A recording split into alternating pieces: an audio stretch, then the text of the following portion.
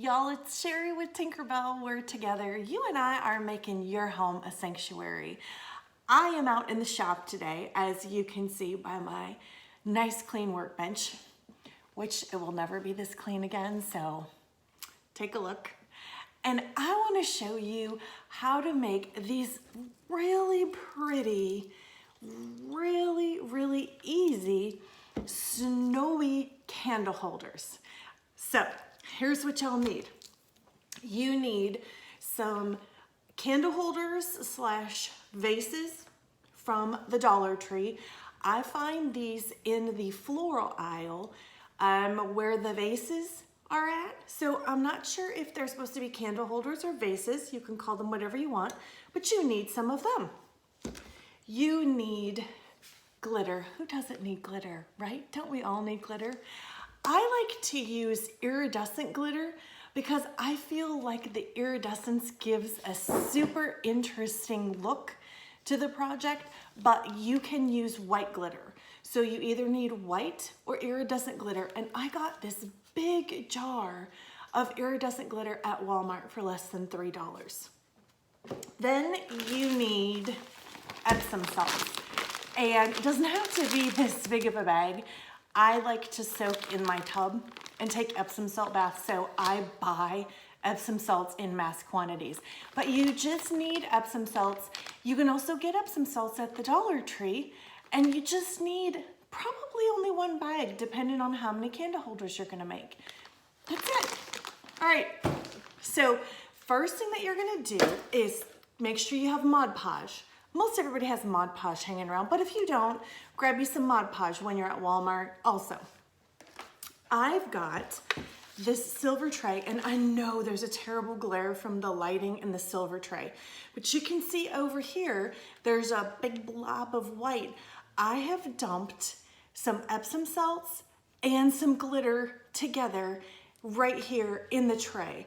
And there's no exact science to it. Just dump some Epsom salts, pour in some glitter, mix it up. Make sure that there's enough glitter though, so that when you make your candle holder, you've got lots of sparkle. If you put the Epsom salts in and put the glitter in and you mix it up and you don't feel like there's enough glitter, just add some more glitter, because you can't ever have enough glitter, right? And I'm kind of a prissy crafter when it comes to things like this, because we're gonna use our hands, and I really don't like to get my hands dirty. I love to work with my hands, but I really don't like to get them dirty.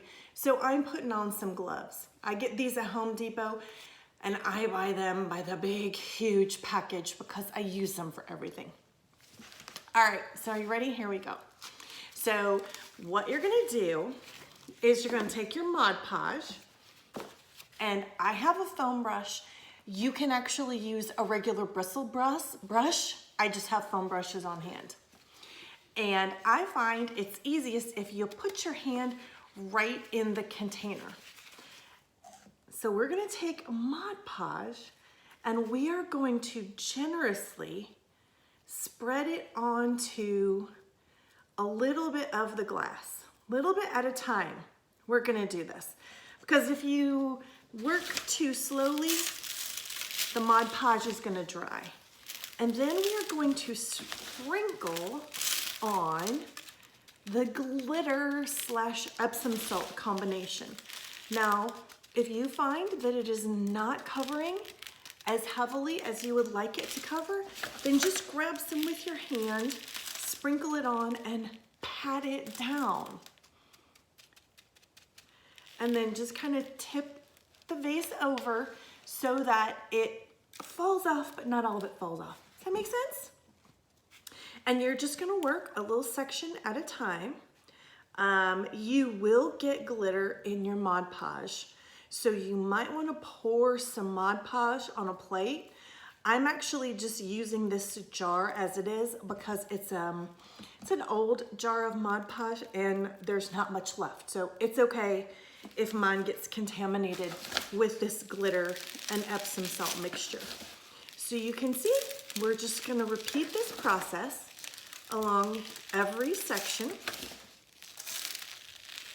So just sprinkle it on. This is why I'm out in the shop doing this and why I'm not in the house doing this, because I don't like to work with glitter in the house.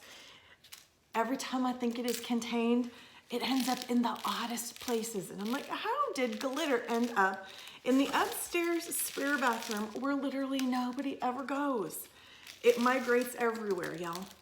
And see, then you've got a nice, pretty, sparkly glass container.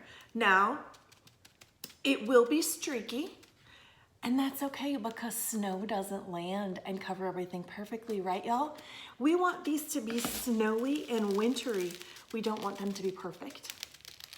So you just continue to repeat the process all the way around the base and then set it aside and let it dry. It's gonna take 2 days, 2 really good days to dry, depending on how much Mod Podge you use and how thick of a coat of Mod Podge you put on it.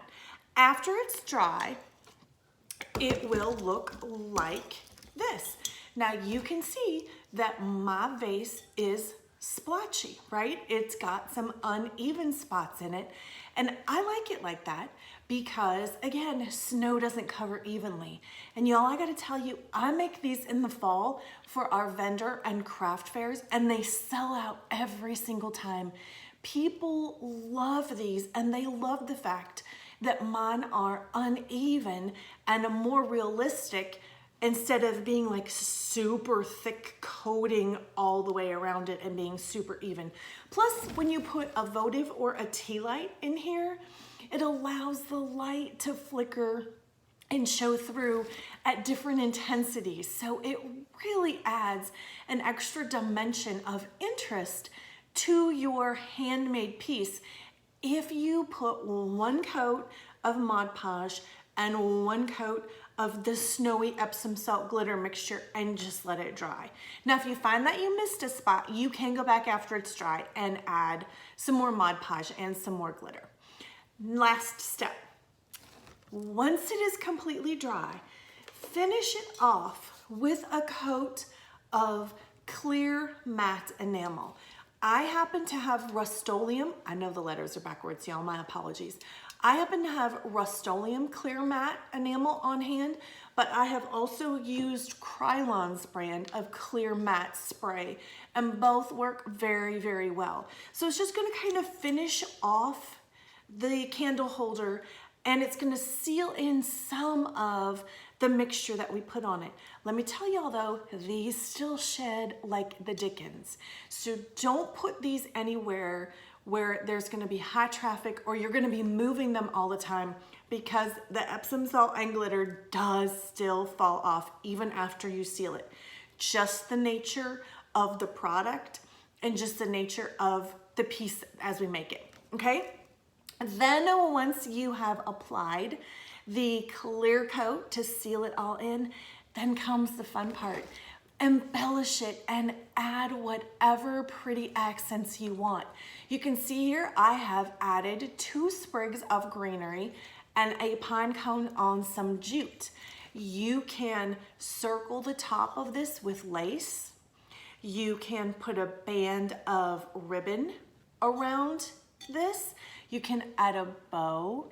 You can add rickrack. You can add trim if you are a sewer and you have scraps of beautiful tasseled trim. You can add just about anything to these to make them look however you want them to create a wintry, snowy candle vignette for your home. That's it, y'all. A few dollars, a few minutes, and a little bit of creativity, and you have unique, one-of-a-kind, wintry, snowy candle holders just for your space. I do recommend that you only use a battery-operated votive or tea light in these. I would not recommend that you use anything that actually needs fire to light.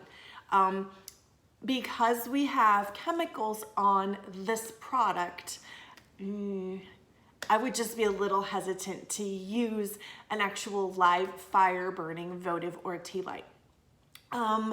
You can get the votives and the tea lights also from Dollar Tree. You can get them just about anywhere. And one last thing, a pillar does not fit in here. Well, it will fit, but it will get stuck. So if you're gonna use a battery operated candle, again, add a battery operated votive or tea light, elevate this on a vintage candlestick, put a couple more down below and create an entire vignette of beautiful, one-of-a-kind, handmade, snowy, wintry candle holders that you have made. I hope you have enjoyed this tutorial. If you have, give me a big thumbs up and let me know that you like it. Until next time, may the Lord bless you and keep you. May his face shine upon you. Y'all are so loved, and I will see you later. Bye.